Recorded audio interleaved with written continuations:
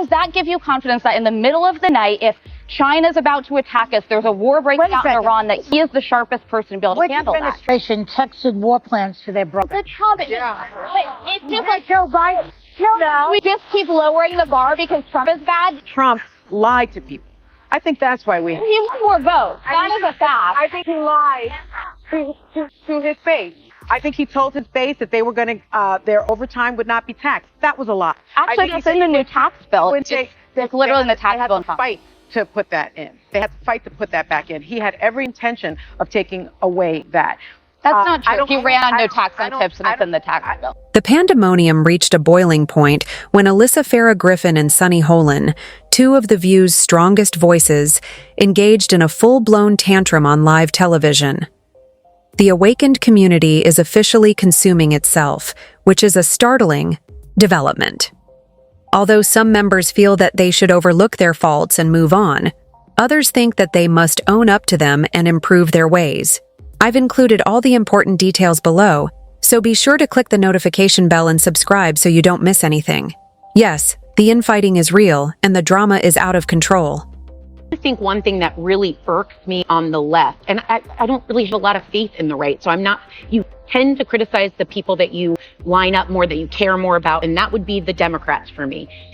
People lost trust in them because the voters were saying there was a concern. There were people across the board saying they had a concern. And the Democrats said, no, over here, look over here.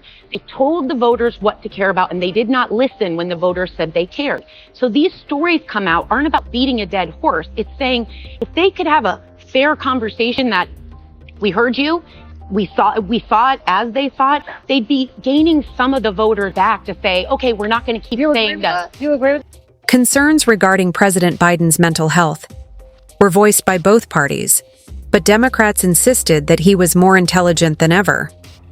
The public was also gaslighted by others who said they had known him for decades, saying things like, "Ignore what you see, ignore what you hear. Biden's just fine." Sarah accuses the Democrats of being directly responsible for the chaos they are currently experiencing, setting the stage for a titanic political battle. But behind the scenes, they were hiding a terrible secret that could have destroyed the country if Trump had lost the election. But first, I'll hear Sunny Hostin's side of the story.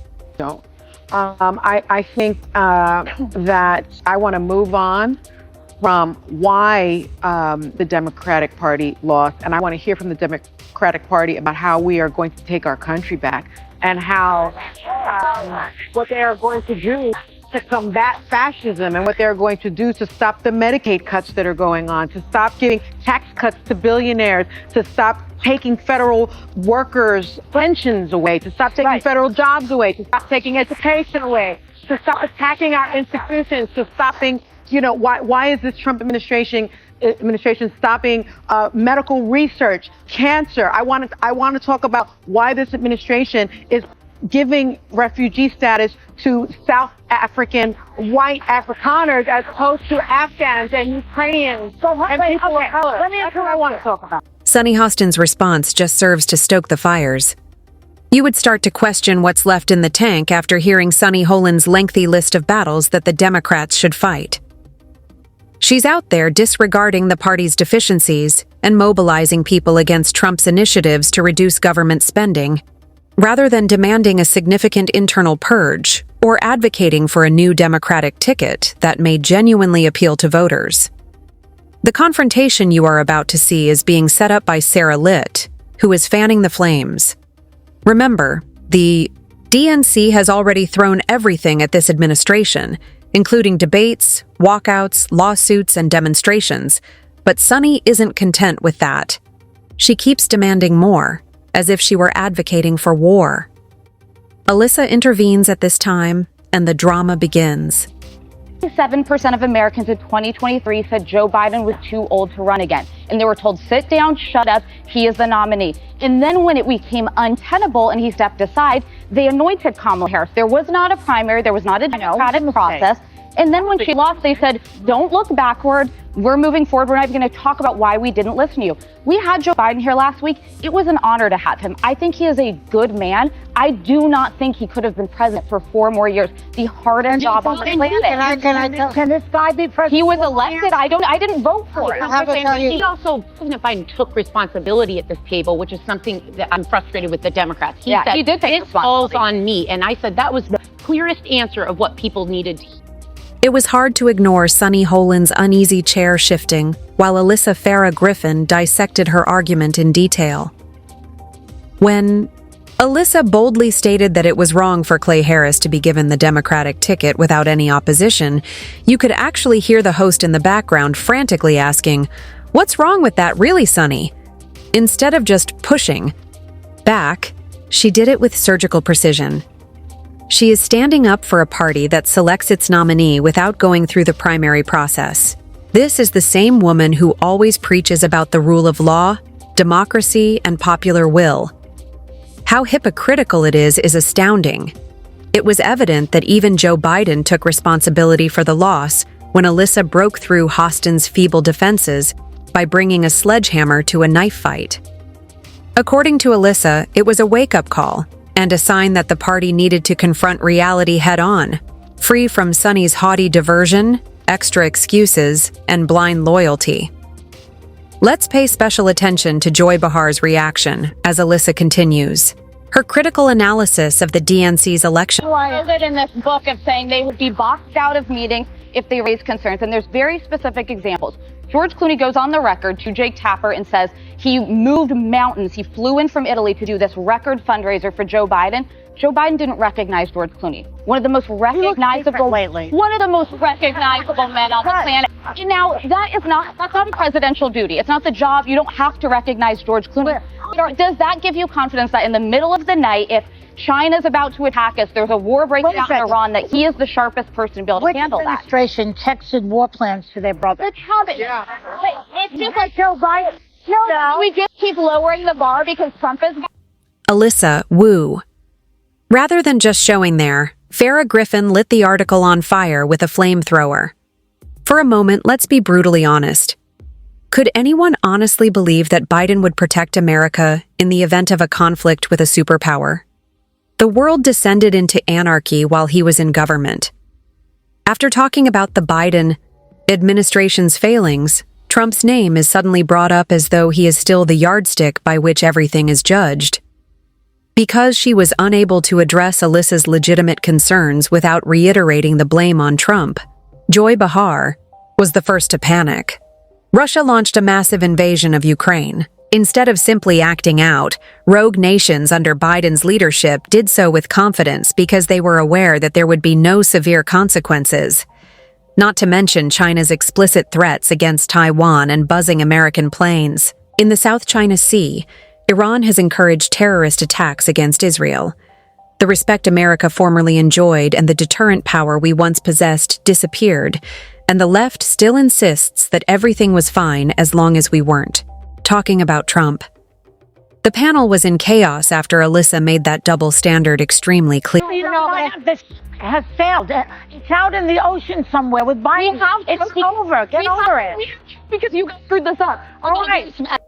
Let's now discuss the Signalgate issue in its entirety since, in contrast to the left spin machinery, we don't hesitate to expose it for what it is. It is completely unacceptable and shouldn't have occurred. Whatever your position, responsibility is important. But let's be honest for a second. Is this a farce and everyone knows that Congressman Mike Waltz, not even Pete Hegseth, and most surely not Donald Trump himself made the error? At best, it is dishonest. At worst, it is outright manipulative. But Joy Behar jumped at the chance, trying desperately to make a small mistake into a scandal of Trump proportions. She is employing the oldest tactic in the book, deflecting, distorting, and diverting attention from the actual problem, because she knows the left is in trouble. Let's stop pretending that a procedural mistake is the same as 4 years of strategic failure, international disgrace, and mental decline at the highest level of government.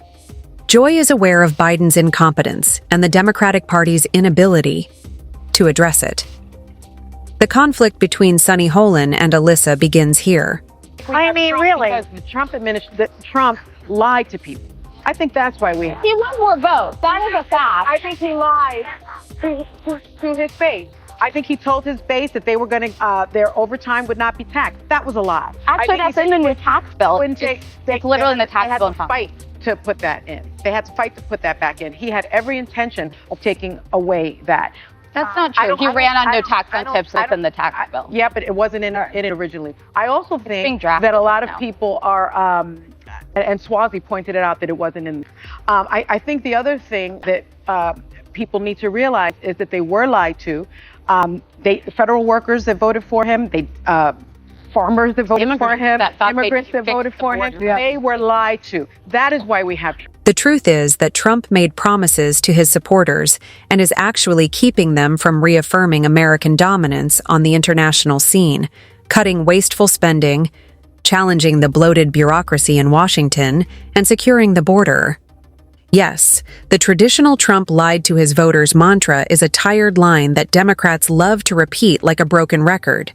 The Democrats continued to gaslight the public, claiming it's all a lie, even though many mainstream pundits and political commentators, some of whom aren't even Trump supporters, acknowledged that he's following through. This is especially true when their own party is reeling from confusion and contradiction. Did you notice Sunny Hostin's reaction when Alyssa Farah Griffin began fact-checking her in real time? She was visibly irritated, dismissive, smug, and utterly indifferent, as if Alyssa was reciting conspiracy theories rather than hard facts. The issue is that the left doesn't want a debate. They want obedience. Alyssa Farah Griffin talked about Joe Biden's interview on CNN following the contentious exchange on The View. Pay attention to her since Sunny's demeanor was both revealing and insulting. Instead of using facts to defend herself when confronted with the truth, she rolled her eyes and dismissed it, thinking that the audience would do the same. Props to Alyssa Farah Griffin for standing her ground and taking the fight straight to Sunny Hostin. It wasn't just gutsy, it was necessary. Biden's mental decline has become so obvious, so undeniable, that anyone still pretending everything's fine is either delusional or willfully blind. And then came Jake Tapper's explosive book, which only deepened the cracks in the Democratic narrative. It left us all asking the one question they desperately hoped we wouldn't: who was really running the country for the past 4 years, because it clearly wasn't.